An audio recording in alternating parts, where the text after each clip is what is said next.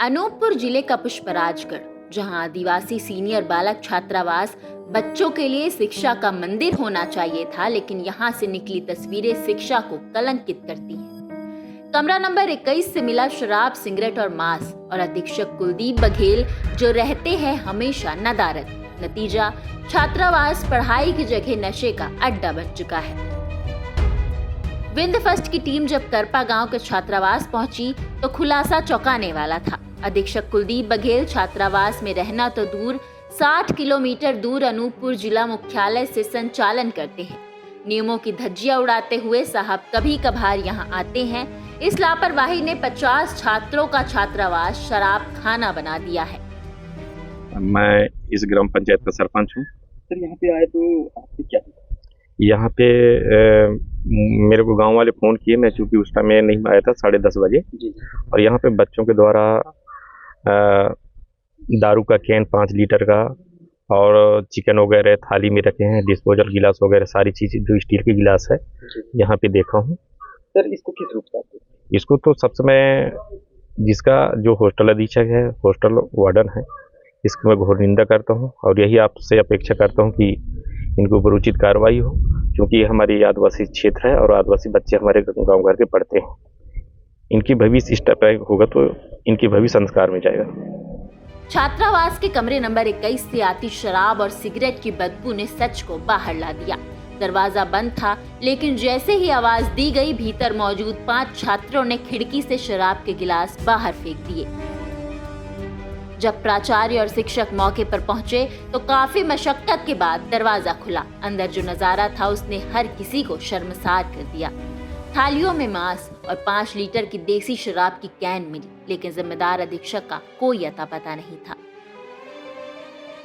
आदिवासी बच्चों की पढ़ाई लिखाई के लिए सरकार करोड़ों रुपए खर्च करती है। किताबें, खाना, रहने की सुविधा सब देती है। फिर छात्रावास के भीतर शराब और मांस कैसे पहुंचा? क्या ये योजनाएं बच्चों को पढ़ाने के लिए है या उन्हें नशे के रास्ते पर धकेलने के लिए? खबर मिलते ही अधीक्षक कुलदीप बघेल आनन फानन में अनूपपुर से छात्रावास पहुंचे और बीमारी का बहाना बनाने लगे, जबकि छात्रों से लेकर ग्रामीणों तक सबका आरोप है कि साहब यहाँ कभी दिखाई नहीं देते। कौन सा छात्रावास है? बालक छात्रावास करपा। कौन सी कक्षा में हैं आप? 11वीं। यहाँ पे अधीक्षक कौन है? कुलदीप सर। कहाँ है? अनूपपुर में। अनूपपुर।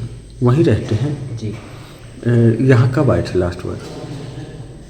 पता नहीं सर। तो बहुत दिन हो गए, नहीं आते हैं क्या?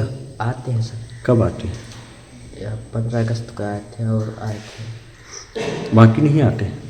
आते हैं। तो बाकी दिन यहाँ कौन रहता है? भैया लोग रहते हैं। भैया लोग रहते हैं। अधीक्षक यहाँ नहीं रहते हैं? नहीं। 5 तारीख के बाद चिकित्सा अवकाश में था। आज आने वाला था, मेरे आने के पूर्व आप लोग आए यहाँ पे और मुझे सूचित किया गया। मैं तत्काल अनूपपुर से अभी यहाँ उपस्थित हुआ हूँ। सर ये कोई पहला मामला नहीं है, इसके पहले भी एक बार आपको सूचित किया जा चुका है और इसके पहले पूर्व में सूचित किया गया था, तो उनके पिताजी उनके गार्जियन को बुला के और लिखित में उन जो बच्चे जो इसमें इन्वॉल्व थे उनके गार्जियन ने बोला था कि दोबारा ऐसी गलती नहीं होगी और अगर ऐसा होता है तो आप छात्रावास से निकाल देंगे। उनके पिताजी का नंबर। सर तो छात्रावास में सामग्री उपलब्ध कैसे हो जाती, कैसे आ जाती है गेट के अंदर?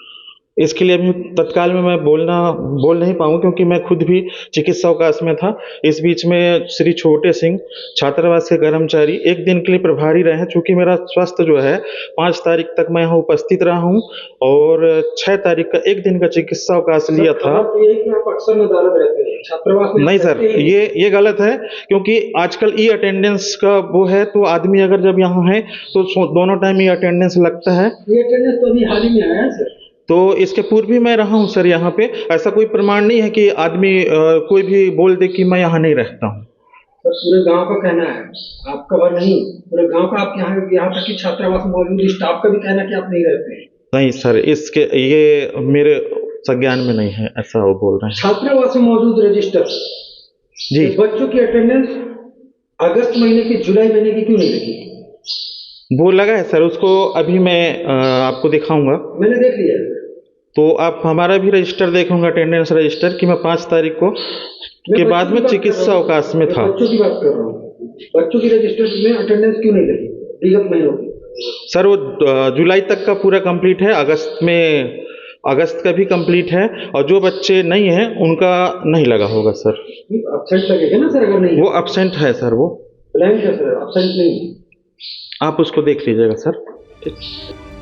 तो सवाल सीधा है, क्या सरकार के छात्रावास बच्चों के भविष्य को बनाने के लिए है या फिर नशे का आदी बनाने के लिए, और जिम्मेदार नदारद क्यों है? और सबसे बड़ा सवाल, बच्चों के सपनों के साथ यह खिलवाड़ आखिर कब तक चलेगा?